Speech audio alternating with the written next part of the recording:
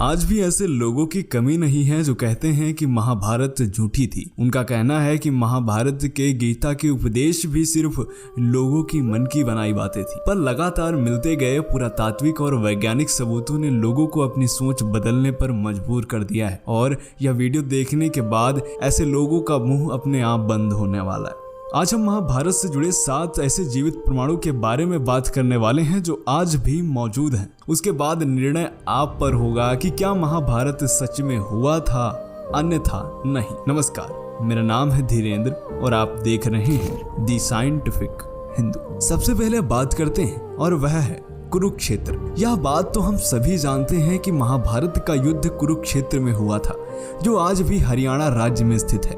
कहा जाता है कि उस समय तबाही ला देने वाले युद्ध में बहे खून की वजह से वहां की धरती लाल हो गई थी। पुरातात्विक विशेषज्ञों ने भी यह माना है कि महाभारत घटना सच में घटी थी, क्योंकि उस जगह पर लोहे से बने तीरों और भालों को जमीन में गढ़ा पाया है, जिनकी जांच पड़ताल करने पर 2800 ईसा पूर्व का बताया जाता है, जो कि महाभारत काल के समय के ही बने हुए हैं। यदि आप भी कुरुक्षेत्र गए होंगे तो आपको भी यह बात पता होगी। दूसरे प्रमाण की बात करते हैं और वह है आजकल के न्यूक्लियर वेपन। महाभारत में आपने ब्रह्मास्त्र नाम के भयानक अस्त्र के बारे में सुना होगा। यह अस्त्र धर्म और सत्य को बनाए रखने के लिए ब्रह्मा द्वारा बनाया गया एक बहुत ही विनाशकारी परमाणु हथियार था। माना जाता है कि यह अचूक और भयंकर अस्त्र होता था, जिसे केवल दूसरा ब्रह्मास्त्र ही रोक सकता था, और जो इसको छोड़ता है वही इसको वापस लेने की क्षमता भी रखता है। रामायण में जब लक्ष्मण ने मेघनाद पर ब्रह्मास्त्र से प्रहार करना चाहा तो भगवान श्री राम ने लक्ष्मण को यह कहकर रोक दिया कि अभी इसका उपयोग करना सही नहीं, क्योंकि इससे सारी लंका तबाह हो जाएगी और बेकसूरों की जान जाएगी। इस प्रकार यह अस्त्र रामायण और महाभारत के काल में किसी गिने चुने योद्धाओं के पास ही होता था। यानी कि यह अस्त्र ऐसे थे जो पूरी दुनिया को तबाह रखने की ताकत रखते थे। अब आप सोच रहे होंगे कि आखिर मैं आपको यह क्यों बता रहा हूँ, तो बता ही देता हूँ। क्योंकि आधुनिक काल में जे रॉबर्ट ओपेनहाइमर ने गीता और महाभारत का बहुत गहरा अध्ययन किया। गौरतलब है कि अमेरिका ने इसी वैज्ञानिक रॉबर्ट ओपेनहाइमर को परमाणु बम बनाने का काम दिया था। उन्होंने महाभारत काल के ब्रह्मास्त्र अस्त्र की संहारक क्षमता पर शोध किया और अपने मिशन का नाम दिया था ट्रिनिटी। फिर रॉबर्ट ओपेनहाइमर के नेतृत्व में अमेरिकन साइंटिस्ट की एक टीम ने इस प्रोजेक्ट पर काम करना शुरू किया। 16 जुलाई 1945 को इसका पहला परीक्षण किया गया और धमाके का परिणाम कुछ वैसा ही था जैसा पौराणिक ग्रंथों में ब्रह्मास्त्र के बारे में बताया गया था। इससे सारे परमाणु वैज्ञानिक इस बात को मानते हैं कि वास्तव में ब्रह्मास्त्र, जिसको आज हम परमाणु बम कहते हैं, उसका प्रयोग महाभारत में किया गया था। इस घटक बम के सफल परीक्षण करने के बाद रॉबर्ट ओपेनहाइमर ने गीता का श्लोक भी पढ़ा था और वह खुद रोने लगे थे। चलिए आपको दिखाते हैं कि आखिर रॉबर्ट ओपेनहाइमर ने क्या कहा था। चलिए देखिए। I remembered the line from the Hindu scripture, the Bhagavad Gita, the prince that he should do his duty and says, "Now I am become death, the destroyer of worlds." देखिए किस तरीके से वैज्ञानिक भी महाभारत और गीता पर विश्वास करते हैं, लेकिन हमारे देश के कुछ धर्म विरोधी लोग हमारे इस महान इतिहास और धर्म युद्ध को एकमात्र कहानी मानते। अब आते हैं तीसरे प्रमाण पर और वह है अंग देश का प्रमाण।